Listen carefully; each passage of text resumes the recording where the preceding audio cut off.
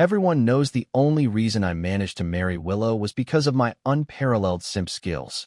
Willow is a wealthy heiress, a young lady of a prominent family with breathtaking looks and a frosty disposition.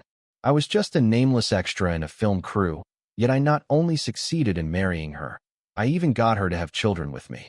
Who wouldn't call me the grandmaster of all simps? But honestly, only I know the bitterness behind it all. In the 6th year of our marriage, the servants told me Willow's ex-boyfriend had come back to the country. That ex wasn't just anyone. It was Makoto, the acclaimed actor. A familiar whiff of the stand-in for a crush trope instantly hit me. So I went online to see if Makoto and I looked at all alike. Oops, sorry, we're nothing alike, not even close.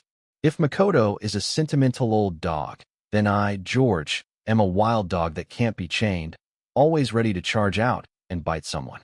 Unluckily for me, no matter how much fight I've got in me, after Makoto came back, Willow never returned home. She wouldn't pick up my calls or answer my messages. Furious, I scrolled through Makoto's Instagram and found the two of them attending the same event in a coastal city. My wife was out fooling around with another man, and my daughter's behavior was aggravating me even more. Alicia had just started elementary school this year. While I was overseeing her homework, not only did she refuse to do it, she openly confronted me. "Daddy is the worst," she declared, hugging her toy. "Uncle Ito is nice. He never makes me study and always buys me toys." I was both angry and amused. Fine, if she wants to leave, then let her. My wife wants to find our daughter a new dad, and it seems Alicia is fully on board with it. They say everyone experiences an awakening at least once in life. At 28, I had mine. After working diligently for the Lu Group all these years, what did I get? A cold shoulder from my father-in-law and constant scorn from my ungrateful wife and daughter. Living as a humble Livian simp was beyond humiliating. But it doesn't matter, I'm walking away. The Lu family's tiny shrine can't possibly hold a great Buddha like me. I'm going to walk out there and blind the whole world. I fired off a divorce agreement to Willow in record time, then contacted my agent, David, my brother from another mother. He lined up my first comeback role, playing a vicious supporting character in Makoto's new production. That made me so mad I nearly disowned him on moral grounds. I grabbed David by the collar, ready to give him a good thrashing. David pleaded his innocence, saying, "Wong, come on, think this through. You haven't acted in years. The fact you can even book a part now is already a win." He wasn't wrong. You have to slog through some hardships on your road to success. So I stopped complaining and reluctantly joined the crew to play the psychic villain to Makoto's leading men. He's a true gentleman with a big heart. As for me, I'm no man unless I'm ruthless. At the press conference, Makoto stood beside me, wearing a warm, humble smile. But every word he spoke was laced with insinuations. He patted my shoulder and said, "I feel like Mr. Wong in real life resembles his character a lot. He portrays that underhanded, despicable nature flawlessly. In the original storyline, this character had a romantic subplot, but I decided to scrap it. After all, we agreed no woman would ever fall for a man like that." I brushed off my shoulder and cut him short. Without bothering to banter, I grabbed the mic in one swift motion. I said, "I hope the scriptwriters heard that. Looks like Mr. Ito not only delivers a less than stellar performance, it also takes it upon himself to rewrite your script." The moment the press conference went live, I got dragged through the mud by Makoto's fans. I shot straight to the top of the trending topics for all the wrong reasons. "Who does this washed-up nobody think he is, publicly dissing our Makoto?" One comment read. "He's just a bitter simp who spent 6 years groveling for Willow's attention, but Willow's heart was always with Makoto." Another comment read, "Makoto came back, and that guy immediately got kicked to the curb." My buddies tried to comfort me, but I was surprisingly chill about it. I said, "It's no big deal. I'm focusing on my career right now. As an actor, having no buzz is the real nightmare. Makoto just handed me all this free publicity. I should be thanking him. I'll get a strike while the iron's hot. Pick up 20 more villain roles." True to form, my agent hustled and quickly got me over 20 scripts. While I was at home, feverishly reading them, Makoto was busy making waves of his own. He stirred up a social media frenzy while also taking my daughter onto the hottest parent-child reality show. Then he sent me a message beforehand. "George, watch the live stream at 8 tonight. Just give up. Willow is mine. You can cling all you want, but it's useless. Cling? How am I clinging? I've already mailed the divorce agreement. Willow just won't sign it. I've called 3 times to check, and every time her company assistant picks up to say, Ms. Liu is too busy to look at my divorce papers. I tried explaining this to Makoto, but he wouldn't believe me. He laughed and said, Willow's always loved me. She can't wait to divorce you. If you weren't squatting in the Liu family mansion like a parasite, I'd have held a wedding for her long ago. Better tune in tonight and see how your daughter calls me dad. As much as it stung, I guess we humans are all a bit masochistic. At exactly 8 o'clock, I tuned into the live stream. Makoto appeared on screen, wearing a doting smile, leading Alicia by the hand. It was as though he couldn't wait to plaster exemplary family man across the broadcast. He said, Ollie, here's your favorite chocolate ice cream. I've stocked the freezer this time. You can have as much as you like. I felt my anger flare. Ollie has a major sweet tooth and loves cold treats, but a child's stomach is delicate. When I was home, I only let her have 1 sweet snack a day at most. She threw tantrums over it more than once. Ollie was busy playing with her doll. She glanced at the fridge and asked, Can I skip dinner and just have ice cream? Makoto chuckled. Of course you can. As long as you're happy, eat whatever you want. But that'll make you sick. Ollie puffed out her cheeks. Uncle, do you really not know that? Makoto's smile froze. In front of the cameras, he was at a loss for words. He said, Ollie, you should call me dad. But Ollie kept her head down, focused on her doll, ignoring him completely. Makoto lost his patience and, forgetting the fact they were live, snapped. Once I marry your mom, I'll be your dad. You'll have to call me that sooner or later. Ollie set aside her Rubik's Cube and fixed her gaze on Makoto. Just when he thought she was finally giving in, she burst into tears with a loud wail. You're a big meanie. I used to be the top student in my class, but you only let me play with toys and never do homework. So now I'm falling behind. Tom and Max make fun of me. Atta girl. She still has hope, I thought, feeling proud. She went on through her sobs. If Mom marries you, I'll end up dead last in my class. I don't want to be last. Ollie was bawling her eyes out on camera, snot and tears everywhere, while Makoto's face went from pale to red and back again, awkward in every possible way. He forced a tight smile and muttered through clenched teeth. Ollie, if you keep acting out, your mom is going to deal with you when we get home. With that half-hearted attempt at salvaging his pride, he signaled frantically to the cameraman to wrap things up, and the show ended in a rush. That very night, Makoto and I both dominated social media's trending topics again. My manager friend was practically speechless with excitement. Buying ad space for a trending topic is expensive, he said. Our tiny agency can't afford that kind of promotion. Makoto practically gave it to you for free. He's shoveling money into your pocket. I checked the comments on the trending posts. It was hard to tell if they were bots or Makoto's fans, but most of them were cursing me out. One said, that jerk George must have brainwashed his daughter. He's the reason she's behaving so badly. Don't worry, someone else chimed in. A kid doesn't know any better. Her mom will probably give her a good spanking when she gets home. A few minutes later, a new alert popped up. Welcome Ms. Willow to the platform. Makoto's fans rushed to Willow's newly created account. They commented, Miss Liu must have joined to show support for our Makoto. Another one said, she really loves him, they're childhood sweethearts, the best ship. If that scoundrel George hadn't stuck his nose in it, it would have been perfect. Moments later, Willow's very first post appeared. Willow, who is Makoto? Could the show's production staff please contact me and explain why my daughter is with him? Willow's Instagram post took the online frenzy to new heights. Social media blew up in a rush, like a storm, with commenters saying all sorts of things. Some claimed Makoto had long bragged that Willow had accepted his proposal, and this latest post proved it was just made-up hype. Willow didn't even acknowledge him. Others insisted people didn't get it. This was obviously just a lover's spat with Willow throwing a tantrum online. There were also those who said it was all because of George, that repulsive jerk who keeps haunting Willow's life, probably using some manipulative tactic on her.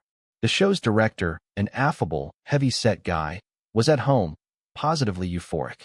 The soaring viewership felt like a career high for him. That night, he even ate 3 extra bowls of rice to celebrate. Not only did he insist Makoto keep live streaming with Ollie, he also rushed over to my hotel to invite me to join the show. I frowned. You're not trying to stir up drama, are you? Hoping Makoto and I will throw hands on camera. He shook his head emphatically. Of course not, Mr. Wong, you're overthinking it. But the gleam in his eyes gave him away. He was definitely thinking about it. I hesitated. Currently, I was staying at a hotel provided by the production crew for a new show backed by a decent team. The next day, I had an important scene to shoot, one that could be a real boost to my acting career if I did it well. Still, I missed my daughter, even if she was acting out. No matter how troublesome she is, she's my kid. I tried testing the waters by giving Ollie a call. Don't come. I don't want you here, she answered, her little voice surprisingly stern. You and Mommy are already divorced. I'm staying with her. I heard Makoto laughing in the background, presumably watching cartoons with Ollie. I couldn't help myself. Have you finished your homework? Why are you watching TV already? Ollie quickly cut me off. Uncle Makoto promised to help me with my homework. I don't need you anyway. Don't come. I don't miss you one bit. If you show up, I won't see you. She hung up, leaving me listening to the busy signal, stunned. I set my phone down. The director had no choice but to leave. Before he went, he handed me his business card and said I could join the show anytime if I changed my mind. I stared at that card for a long while. Inside, I thought, forget it. No point in chasing after someone who doesn't want me around. I'd hoped she might miss me, but within just a few hours, Makoto had found some new way to buy her over. Now that I think about it, Ollie's hot and cold routine, torturing everyone around her, is exactly like her mother's. My agent buddy showed up with some takeout, and I went over the lines for my big scene again before getting a good night's sleep. Early the next morning, I arrived on set and immediately felt how massive the buzz had become. Usually a minor actor like me doesn't draw any media attention, but after last night's drama, paparazzi swarmed the filming location. The crew refused to let them onto the set, so they actually rented a construction crane and hoisted a high-definition camera up in the air to catch my every expression. They probably hoped to see me depressed and unfocused, a down-and-out middle-aged man whose wife left him. But I wasn't about to give them the satisfaction. If they wanted to roll the cameras, I'd show them how professional I can be. In my pivotal scene, my lines were crisp and clear, emotions fully engaged. The fight choreography flowed like water, and during a heated shouting match, my intensity was off the charts. After one take, the director and the entire crew around the monitor cheered. The paparazzi didn't get the dirt they wanted, so they posted these behind-the-scenes shots online instead. In the comments, people who had been waiting for a juicy train wreck found themselves watching an actual show scene. Some commented, "These paparazzi are slipping. This isn't gossip, it's basically a behind-the-scenes feature." Someone else said, "Wow, I gotta say, those fight moves looked pretty legit. Maybe that Wong guy has some skill." Another replied, "Wait, do we still have actors in this industry who do their own stunts?" My agent buddy cackled while reading these comments. I knew exactly why he found it so funny. Makoto is famous for frequently using stunt doubles, a fact once criticized as an industry scandal. With the topic resurfacing now, it was inevitable people would compare us. I wasn't sure who was winning on the romantic front, but at least career-wise I was pulling ahead for the moment. After we wrapped for the day, I tuned into Makoto and Ollie's live stream again. By then, they should be getting along pretty well, right? 3 minutes in, I realized how wrong I was. The production had asked each parent-child pair to prepare a performance for a group showcase. True to form, Makoto leaned hard into his favorite persona, devoted husband and loving dad. This time he planned a short play with Ollie. He would play a brave knight rescuing Ollie, dressed as a princess, from a menacing dragon. It was classic Makoto, hoping to capture the hearts of those viewers who fantasize about being pampered like a child by their spouse. On the day of the show, Makoto was decked out in full knightly regalia, except for the helmet, so as not to hide his handsome face. He probably had the trending hashtags all planned out, maybe something like, "Makoto the gallant hero on the run." Ollie, in her little princess gown, looked totally uninvested. She half-heartedly read her lines, half-heartedly got taken away by the dragon, and half-heartedly waited for Makoto to rescue her. But at the crucial moment, she suddenly stopped Makoto and turned to the dragon. "Let's make a deal," she said. "If you take my stepdad away and make him disappear, I'll let you be my dad, okay?" On the live stream, I could practically see Makoto's pupils quake in real time. Ollie had completely derailed the script. The staff member playing the dragon was stunned, turning to the show director for guidance. But that heavy-set director, a veteran of many reality shows, sensed prime viral content in the making. He waved for them to continue. In a gruff dragon voice, the staffer asked, "You don't want to go with him?" "Nope," Ollie said. "You're older and live alone. I'll stay with you, keep you company in your old age. And you have to promise not to harm the innocent people in our kingdom." That night, a high-profile Instagram blogger wrote a 1,000-word analysis of Ollie's improvised storyline. In this 6-year-old, we see genuine altruism and empathy. She's a princess who puts her people first, sacrificing herself for the peace of her realm. More importantly, she shows compassion for another creature. While everyone else deems the dragon evil, she recognizes its loneliness. Meanwhile, in a corner no one paid attention to, Makoto looked like he was about to blow a fuse. His carefully crafted gallant hero never trended at all.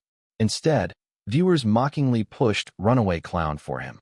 It was a brutal blow for someone who loves to keep his protective dad and doting husband image alive. Ollie, for her part, was oblivious to the online chatter. When interviewed, she let out a long sigh of relief. "At least I don't have to rehearse anymore. Now I can study properly," she said. "I already promised Tom and Max I'll do better on my next test." The show's producer gently probed, "Is that promise just for Tom and Max? I'm sure there's someone else who wants you to do well too, and we've invited him here today." Ollie's big eyes suddenly welled up with tears. She turned around as the door opened, and I walked in. Yes, I decided to show up after all. The filming was over and my schedule was free, so I pulled out the business card the director had left me and gave him a call. Ollie let out a cry and lunged into my arms. I scooped her up, and everyone on set braced themselves for an emotional father-daughter reunion. They watched me with tearful eyes, anticipating some moving, heartfelt speech. I looked at her and asked, "Who are Tom and Max?" Ollie was speechless. She looked away. They're my two best friends." My face clouded over. "How can you be close friends with two boys at the same time? Tom and Max, you gotta pick one." The audience had been on the edge of their seats, waiting for some messy three-way drama between Willow, Makoto, and me. After Willow's last Instagram post, she'd vanished. I'd been busy on set, so the public had been left hanging, curiosity boiling over. Now my sudden line caused an instant uproar. In the barrage of scrolling comments, people chimed in, "Whoa, is he throwing shade at Willow?" Remember, Makoto and George went to school with Willow. They both chased her once, so George is basically hinting at Willow's love triangle. Another person added, "Exactly. Dating multiple people at once, stringing them along. That's scummy behavior." Someone countered, "Stop with the backup plan nonsense. Willow's divorced now. Obviously, she's gonna marry Makoto." Someone else shot back, "Makoto's fans are delusional. Didn't Willow just post about not even knowing who he is?" The fight in the comments escalated rapidly, with both sides going at it, until a new trending topic shot to the top. Makoto-Willow intimate photos leaked. The photo looked like it was taken 7 or 8 years ago. Back then, Makoto hadn't yet become a famous award-winning actor. He was sporting a neat buzz cut. Willow was wearing a white dress. Even without makeup, a gentle smile from her could take anyone's breath away. She was leaning close to Makoto, a handsome boy and a beautiful girl, a picture-perfect couple. The moment that photo was released, it ended all debate. Willow's earlier Instagram post claiming she didn't know Makoto instantly lost all credibility. Makoto's fans claimed a total victory, flooding every corner of the internet with "Told you." It was just a little lover's quarrel, and Willow's definitely got the attitude of a spoiled heiress. She really needs to watch her mouth. Right around that time, someone conveniently leaked Makoto's private Instagram account. It didn't have much content, just a few journal entries. "Today, she got married, and I was out in the rain alone, feeling a tangled mess of pain. I blame myself for not noticing sooner. At graduation, that shameless guy kept clinging to her. She only danced one dance and had one drink with him. He must have spiked that drink. That's how she ended up carrying his child and marrying him. I hate no one. I only hate fate for separating two people who truly love each other." I stared at the screen, my fists unconsciously clenching. My agent walked up behind me, patted my back, and said, "There's no point trying to clear your name now. Nobody would believe you." I set my phone aside. I just want a good night's sleep. That night, I dreamed about the dance Makoto mentioned.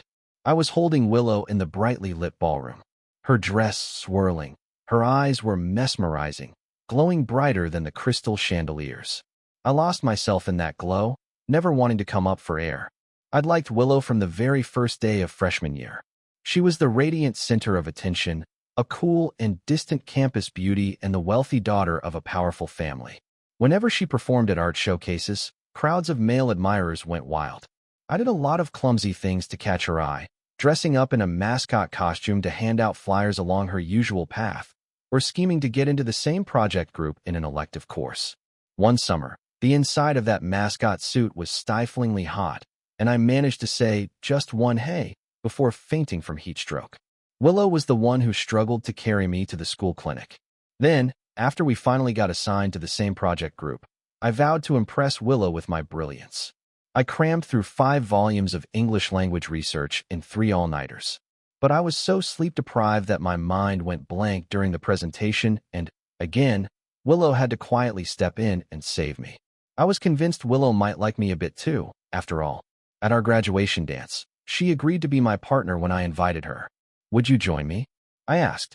I caught a faint smile, one that reminded me of Alicia's, on that frosty yet striking face of hers. She said, "Yes." No, I never drugged her. So Makoto's story was obviously false. But we had more than just a single drink, way more. I remember taking Willow home in a car after the party. She leaned her head on my shoulder, collar slightly open, the sweet scent of her perfume mingling with the warmth of alcohol. I told myself, sometimes in life, you've got to be bold for love. So I unfastened my seat belt, wrapped an arm around her, and lowered my head to kiss her. The startled driver slammed on the brakes. Willow, however, just fell into my arms, hugging me tight. I can still recall the fragrance clinging to her that night. Rose perfume mingled with the tipsy warmth, heady and alluring. Makoto's version of events isn't true, but it's not entirely baseless either. For instance, I really don't know if Willow would have married me had she not gotten pregnant with Alicia. After the dance, after the wedding, our communication became even less frequent. My father-in-law disapproved of me and thought acting was a dead-end career. He forced me to join the family company, but he didn't just hand me some cushy position. In fact, he worked me to the bone every day from dawn till dusk. Even so, he never changed his attitude. He often berated me in front of everyone, humiliating me. As for Willow, she was constantly traveling, visiting different branches to prepare for taking over the company. In short, we saw each other rarely. A single meeting was hard to come by. You could say that after 6 years of marriage, I still didn't know Willow all that well. Sometimes I felt like she did love me. For example, once when I was sick, she flew back overnight to stay with me. But by the time my fever broke the next morning, the room was empty. Alicia was about 4 or 5 at the time. I asked her if she saw her mom. She shook her head insistently.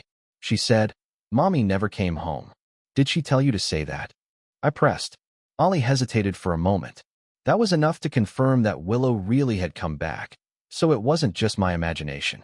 But I couldn't figure out why she was going to such lengths. Online chatter about me was deafening, but in this day and age, even bad publicity can sometimes be a benefit. One morning, as soon as I woke up, my agent, David, burst in, grabbed me, and shook me with excitement. A world-famous film director, someone I wouldn't have even dreamed of working with, had emailed, inviting me to audition for his new movie, to play a rising Chinese star. In his email, the director wrote, "There's a sense of controversy and a compelling personal story surrounding Mr. Wong, which is exactly what I've been looking for. Take a look at the script and let me know." After reading the script, I saw why the director had reached out to me. The role was a down-on-his-luck aspiring actor who rises to stardom through sheer perseverance. Gifted and glamorous on the surface, he also faces endless slander and gossip, carrying an underlying loneliness behind the spotlight. The parallels between the film's story and the public circus around my own life were uncanny. I knew that if I could truly embody this character, I might leave my mark on cinematic history. I immediately replied, accepting the role. But things didn't go as smoothly as I'd hoped. On the very first day of production, the moment I arrived at the hotel conference room, I saw the director hurl his script onto the table in a rage. It turned out the investors had forced changes to the script just so they could insert another character. Instead of one lead, there would now be two. My original role was the determined underdog clawing his way up, while the newly added role was, of course, a refined, wealthy heir. The second I heard that description, I had a bad feeling. Sure enough, the investor's plush minivan pulled up. Now it stepped none other than Makoto. Makoto comes from a very wealthy family. His foray into show business is purely about fame and fortune. In some ways, he and Willow are a perfect match. If Willow marries him after divorcing me, the two families will no doubt merge and become even more powerful. Right now, Makoto's face was lit with a smug grin. Ever since his secret account came to light, he's managed to paint me as the sleazy guy who drugged someone, while he became the destined soulmate who'd been kept apart from Willow by cruel twists of fate. The director clearly wasn't keen on Makoto, but had no choice. The film industry has been in a slump these past couple of years. Even a well-known director struggles to secure funding for a project. Smoking a cigarette, he let out a quiet sigh in my direction. There's nothing we can do. Art always has to bow to capital. I understood his dilemma, but Makoto wasn't finished. He brought an entire team of writers to the set and started revising the script. My scenes were visibly shrinking. Eventually, nearly every scene revolved around him. The director erupted in anger on set. He fumed. With this new script, I don't even know what I'm supposed to shoot anymore. But the producer, who'd already taken money from Makoto's family, was brimming with confidence. He said, "Director, if you insist on refusing to film, we can always find a replacement. Of course, you're free to stick to your original script, provided you can secure the funding on your own." He trailed off suddenly mid-sentence. A motorcade had pulled up with a Maserati at the front. When its door swung open, a figure in a fitted black designer dress stepped out. Willow. She wore her usual cool, distant expression, striding up to the producer. He recognized her immediately and forced a fawning smile. "Miss Liu, what brings you here?" Willow's voice was every bit as frosty as her name. "All the buzz online about your production. I came to see what's so entertaining," she said. Dusk was falling, and the dimming light seemed to put her on edge. She slipped off her sunglasses, tucked them into her purse, and walked forward. The producer hurried to usher her in. Under the interplay of set lighting and shadows, her features stood out even more sharply. A face so flawless it seemed like a masterpiece from the hand of creation. Around me, I heard hushed gasps. Everyone knew Willow had the kind of face worthy of the silver screen, paired with that poised, regal air you can only cultivate growing up in wealth, something no actor could ever fully imitate. I pinched my thigh hard. "George, don't be a fool. A beautiful face can topple kingdoms. Don't let your guard down. She's not yours anymore. She's not yours." But before I'd finished talking myself out of being dazzled, I saw Willow heading straight for me. She stopped by my side and turned to the producer. He was clearly confused and forced to grin again. "MM's Liu. As of now, I am one of the investors," Willow said coolly. Inside the meeting room, the director, who had never met Willow before, tried to gauge the intentions of this new financial backer. He asked politely, "Ms. Liu, if you plan to invest in our project, do you have any particular expectations?" Willow replied, "I don't know anything about the artistic side." Sitting elegantly in the corner of the sofa, she sipped her tea and pointed at me. "You all discuss it. My company is only providing the funding." So the director and I started discussing the film. Willow sat in the back, silently listening, not joining the conversation at all. Except once, when the director mentioned that reconstructing a particular scene from years ago would really heighten the character's authenticity. It would be expensive to recreate, though, and in the film it would only appear for a few seconds. "Recreate it," Willow said. That was her only comment all night. Hearing that, the director left to contact the art and props team. I knew in the meeting room it was just me and Willow. I turned my head and noticed that Willow had fallen asleep, still maintaining her graceful posture, but her brow was slightly furrowed, as though she was utterly exhausted. Now that I've left the company, she must be having a hard time facing everything on her own. I inched closer, trying not to wake her, wanting to drape a blanket over her quietly. But just then, the door flew open. Makoto, having heard Willow was there, barged in like a gust of wind. Willow startled awake. Her eyes held a glimmer of lingering drowsiness, warm and gentle when they landed on me, but turning cold, inch by inch, as she looked at Makoto. She said icily, I didn't think you'd still have the nerve to show up. Actually, it's good you're here. I was just about to settle things for good. Makoto froze. He said, Willow, sis. Willow raised a finger to hush him, then arched her brow with annoyance, rolling her eyes. She said, Don't call me that. It's disgusting. Also, Mr. Ito, we hardly know each other, right? If you hadn't kept popping up left and right, I probably wouldn't even remember you were once my classmate. We at the Liu family have stayed quiet not because we wanted to save your face, but for the sake of the Ito family. She continued, each word crisp and deliberate. Seems like you don't appreciate it. Makoto protested. No, it's not like that, Willow. I just love you too much. Everything I've done has been for you. Willow cut him off. Voice, get out. He refused to move, glaring at me instead. What did you do to Willow? Did you threaten her? Willow, don't be afraid. I'll protect you. I was speechless. Makoto suddenly lunged at me, and by reflex, I kicked him in the knee, sending him crashing down in front of me, groaning in pain. But still refusing to give up, he grabbed a teacup from the table and hurled it at me. In that split second, Willow yanked on my arm to pull me behind her. The cup shattered, nearly hitting her. Shards flew everywhere. Willow clung tightly to my arm, glaring icily at Makoto. Moments later, security rushed in to restrain him. Willow bit her lip. Take him out of here. The guards hesitated, looking at Makoto. They didn't dare make a move. Willow frowned. Throw him out. This is my private lounge. In the end, Makoto was dragged away against his will, leaving only Willow and me in the room. Her hands were still clutching my arm.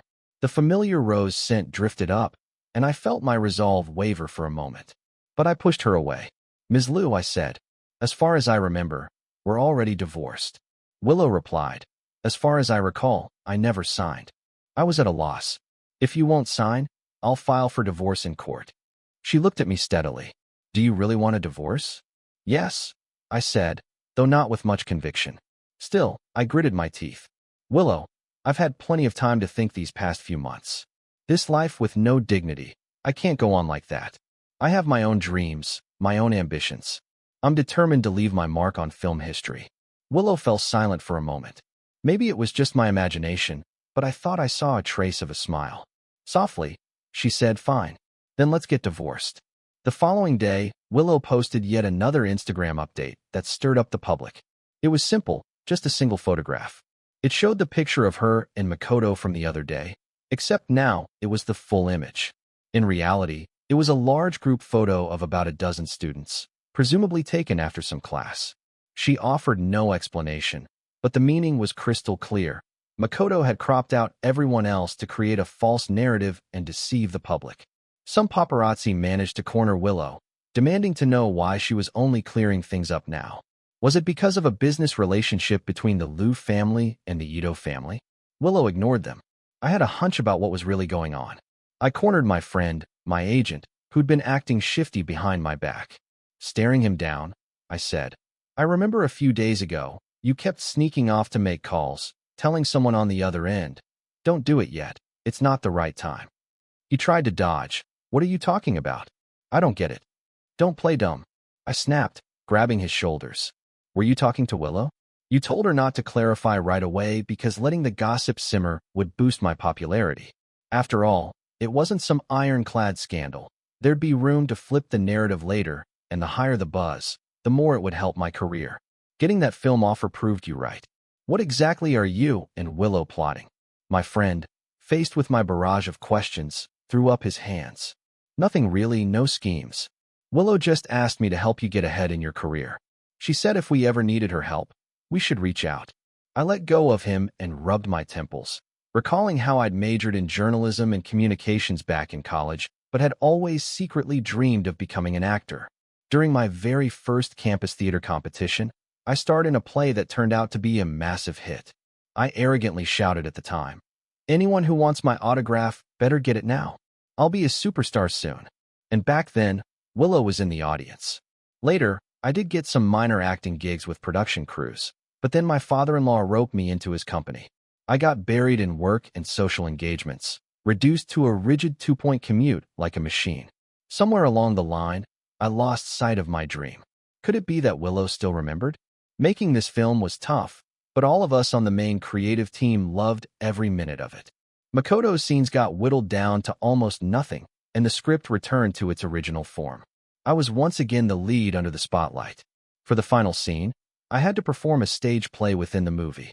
The moment I finished, my character's part wrapped for good. The director handed me a bouquet and took a photo with me. Ollie ran over to give me a hug. She's on summer break, so she came to visit the set. The director even gave her a small Flower Girl cameo. Plenty of reporters were on site. Seeing Ollie reminded them of our viral father-daughter moment from that reality show, so they held out a mic for her. "Have you decided between Tom and Max?" Ollie replied seriously. "I did make a choice. I choose to study." The reporters paused, then burst out laughing. After the interviews, Ollie left under the nanny's care to attend her extracurricular class. Some reporters also interviewed Willow. This time, she uncharacteristically shared a bit about her personal life. She paused briefly, then said, "I guess you could say I'm currently divorced and single." Sensing a juicy scoop, the reporters chimed in. "With a beauty like Ms. Liu, newly single, you must have countless suitors." Willow cut them off in a fluster. "Don't say that. I'm divorced and raising a child, and I'm waiting for my ex-husband to come around." A reporter followed up. "So, does that mean you're waiting to remarry?" Willow nodded. "Waiting for the right time." They pressed on. "What's the right time for you to say yes to a remarriage?" Willow let out a faint smile. "Once he becomes a superstar. But that's just my one-sided wish. Whether he's willing to marry me again is up to him." I went home to pack my things and get ready for my next gig. Ollie had gone off to her lessons, and no one else was around. Willow was sitting on the sofa, quietly watching me move about. Truth be told, there wasn't much left to pack. Eventually, I stopped fussing with my bags, deciding to drop the act. "I kind of missed the sight of Ms. Liu's beauty," I said. So I came back to have a look. A flush crept over Willow's cheeks. She got up and walked over, caught my hand and guided it across her brows, the bridge of her nose, her chin, and down along her collarbone, then kept going lower. Before my rational mind could catch up, she rose on her tiptoes and hooked her arms around my neck, whispering in my ear, "If a family will only slow you down, I can just be your lover for now." That night, I fell asleep holding Willow and had a dream. We were both old and gray. I was lying in a hospital bed, and she sat by my side, hand in mine, asking if I had any regrets. When I opened my eyes, Willow was already awake in the darkness. Her lashes looked so long. Her gaze was soft as she watched me. She asked, "Were you dreaming?" She scooted closer, pressing herself gently against me. I wanted to tell her I had glimpsed something like our previous lifetime, something that might explain so much. In the end, though, I didn't say it. I only held Willow more tightly in the dark and whispered by her ear, "Thank you." In their previous lifetime, Willow and George were actually a happily married couple. She was born into a prominent, wealthy family, raised with all the privileges of that world. Children who grow up in that environment naturally carry a certain aloofness. Until she met George. The year she enrolled, there was a campus competition in which George performed a stage play, playing the role of a gang leader. His acting was riveting. At the very end, he shouted to the crowd, "If anyone wants my autograph, better hurry. I'm going to be a superstar one day." Though it came across a bit overly dramatic, like a teenage bravado, it also brimmed with a carefree, radiant energy, lively and dazzling. In that moment, she remembered him. George, just an ordinary name, yet she kept running into him. When her mother passed away, she was walking alone on campus. Her face was dry, but inside, she felt as overcast as the sky. Suddenly, a giant bear, a student in a mascot suit, charged out from the side and scooped her into a firm hug. So, as soon as he spoke, he fainted from heat stroke. There were many moments like that. On graduation dance night, George reached out his hand and asked if she would be his dance partner. She had never been so happy in her life. They both drank a lot that day. It wasn't just his impulsive desire. She shared the same feelings. They had a child, got married. Willow took over the company, and George spent his whole life tirelessly helping her. The company thrived, but he grew old. He was no longer that brash, confident young man. He became a shrunken old man, like an apple core. They say men generally have shorter lifespans than women. When George left the world before she did, Willow was at his bedside, asking if he had any regrets. He smiled and said no. but she could see in his eyes that he did. An old film happened to be playing on the TV, one starring Makoto, and she noticed the way George looked at the screen, full of longing. She hazily recalled how decades ago, he had stood on stage and shouted to the crowd with such conviction, "I'm going to be a superstar someday." Yet in the end, for her sake, he faded into ordinary life, his old dream drowned in mundane responsibilities. Shortly after George's passing, she was diagnosed with a fatal illness. When she opened her eyes again, she found herself back on her wedding day, wearing that long white gown and walking down the aisle toward George. She gazed at his smiling face. "If we could relive our lives, I hope you'll fulfill your dreams." So she volunteered to manage a branch office out of town.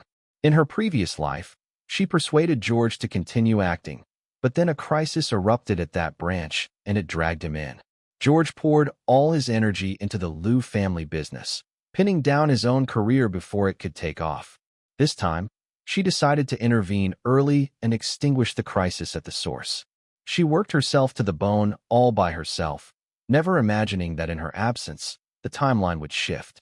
The Makoto she only vaguely remembered from her past life took advantage of the gap to spread rumors about them. But it didn't matter. After a rough patch, they finally reached a good outcome. One reporter lacking tact asked her in an interview, "Miss Liu, if you had to choose between a first love and someone who's left an indelible mark on your life, which would it be?" "What first love and what so-called imprint?" she laughed. "There was never any first love. Throughout my entire life, George has always been my only choice." After graduating, Alicia became a director. For a wealthy heiress, it was quite an unusual choice. Yet, considering her father was Mr. George, the recipient of a Lifetime Achievement Award, perhaps it wasn't so difficult to understand. Alicia's first work was titled Three Lifetime Romance, an extremely experimental project. She used archival footage of her parents, editing it into a pseudo-documentary that told a story. This film only presented the first lifetime and the second lifetime. In the first, George set aside his dreams and lived an ordinary life. In the second, he pursued his aspirations. After watching it, many audience members asked where the third lifetime was. Alicia did not respond. Many years later, Alicia's parents passed away. Madame Willow and Mr. George both lived to an advanced age, passing peacefully. According to the butler who discovered them in the small house by the sea, Mr. Wong departed first, and Mrs. Liu followed not long after. At their memorial service, Alicia rescreened her debut film. She closed her eyes, tears streaming down her cheeks, yet there was a faint smile on her lips. She said, "Now, they must have gone on to their third lifetime." The movie froze on its final frame, a handwritten note from Ms. Liu to Mr. Wong. "I've witnessed him at his lowest, and I've also seen the light in his eyes when he gazes into the distance. That tiny spark that refuses to die. He's like the wind. He was never meant to stay in one place for my sake alone.